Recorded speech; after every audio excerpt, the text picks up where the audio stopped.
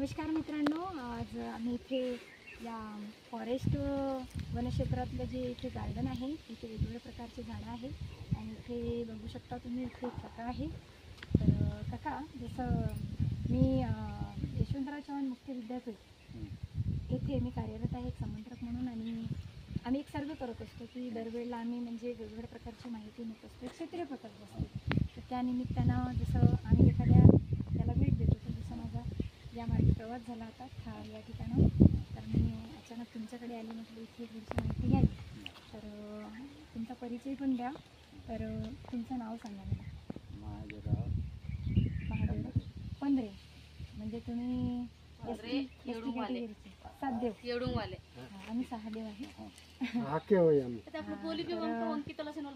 मित्रांनो बघा, विशेषतः असं झालं की इथे आल्यानंतर ते आमच्याच समाजातील निघाले, आदिवासीमधून.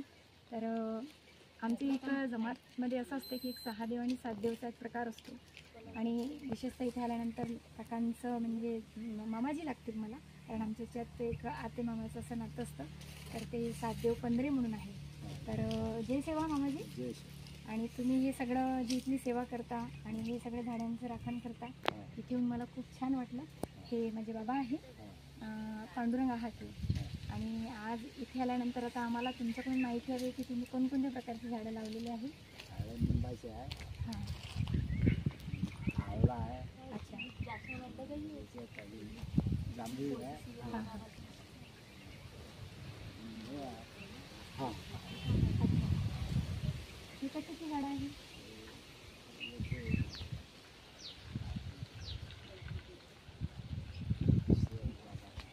शेवडा. तर आम्हाला थोडंसं इकडे परिसरातले हे द्या परिचय, आणि तुमचं खूप खूप स्वागत. तुमच्याशी मी इथे येऊन भेटत आहे, तर तुम्ही आम्हाला इथल्या गार्डनचा परिचय द्या. चला. आणखी मित्रांनो, माझ्यासोबत ताई पण आलेली आहे. आमचं एक लड्डू ताई आहे. ताई, तुम्ही पण समोर या. म्हणजे आपण कोण इथे माझ्यासोबत आलेली, या समोर इकडे. तर त्या आमच्या लड्डू ताई, म्हणजे आम्ही लाडाने म्हणतो. जो मोठा ताई आहे, सोबतच माझा भाचा आहे जो कॅमेरामॅन म्हणून काम करत आहे. त्याच्यामुळे तो तुम्हाला सध्या दिसणार नाही, लास्टमध्ये दिसेल. तर आता आपल्याला मामाजी सगळ्या येथील जे या वनक्षेत्रातलं जे फॉरेस्ट डिपार्टमेंटचं हे सगळं गार्डन आहे, हे बाग आहे, हे याची माहिती देणार आहे. तर मामाजी तुम्ही समोर व्हा आणि सगळी माहिती आम्हाला द्या.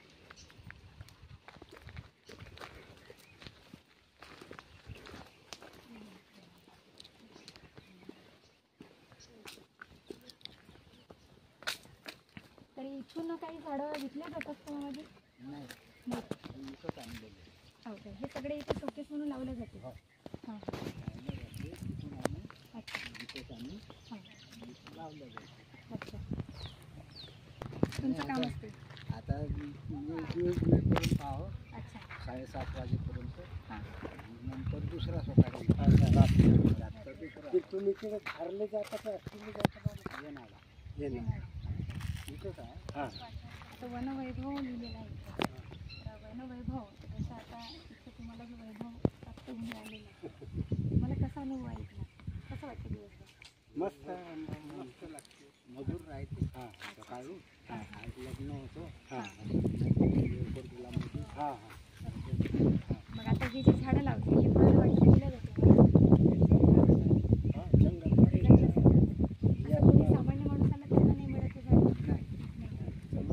हे आपलं कामी कोणाच कामी राहायचं, झाड राहायला आंब्या पाण्याचं हे लावू शकता आपण. समजा तर ते झाडं एक सावलीसाठी आम्ही म्हटलं की आम्हाला 2-4 पाहिजे, तसं देऊ शकतो. तसे साहेब लोक देते ना. अच्छा, अच्छा. हो, हो का? त्याच्यासाठी आम्हाला कधी यावं लागणार?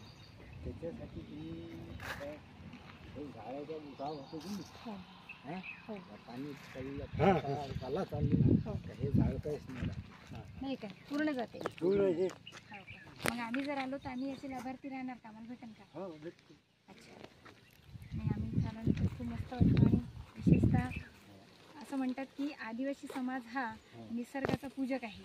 आणि इथे आल्यानंतर जेव्हा मी तुम्हाला आवाज दिला आणि तुम्ही आदिवासीच सापडले, की एक आदिवासीच व्यक्ती ती यासाठी काम करत आहे, आणि आम्ही सुद्धा आदिवासी आहोत, आणि याचा अभिमान वाटला की नाही, आजही आपण निसर्गाची सेवा करतो आहे, ह्याचा एक अभिमान वाटला.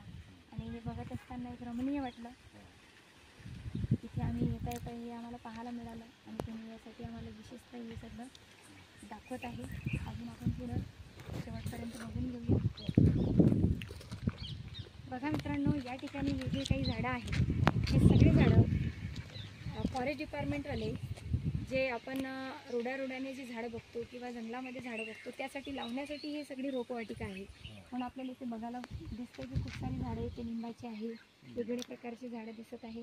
तर हे सगळे झाडं फॉरेस्ट डिपार्टमेंट बाहेर जंगलामध्ये लावण्यासाठी किंवा रोडाने लावण्यासाठी हे म्हणजे इथे या वर्धा जिल्ह्यातील आष्टी या परिक्षेत्रामध्ये आपल्याला इथं पाहायला मिळालं की इथे एक वनवैभव म्हणून हे बाग आहे. आणि हे सगळं सामाजिक वनीकरण असं म्हटलेलं आहे. याला एक नाव सुद्धा आपल्याला रंगवलेलं आहे. रंगोटी केलेली आहे आणि आपल्याला बघायला मिळते की हे समाजासाठी आहे की आपल्याला निसर्गमय वातावरण करता येईल त्याच्यासाठी हे सगळं आहे. तर आता आपण पुढे बघूया. आणखी खूप सुंदर असं आपल्याला दिसतंय. चांगलं वाटतं.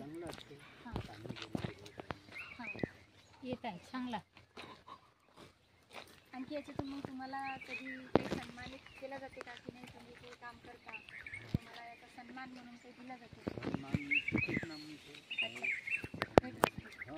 हो का? भेटवस्तूमध्ये असं तुम्हाला असं काय सन्मानित केलं जाते की ही वस्तू दिल्यानंतर तुम्ही त्याचा उपयोग करू शकता? हां. अच्छा अच्छा. हां. मी आम्ही तर इथे पहिल्यांदाच आल्यावर खूप रमणीय वाटलं, एकदम मस्त आणि खूप सुंदर असं. पण इथे सगळे आपण एकत्र होऊन फोटो वगैरे घेऊन घेऊया.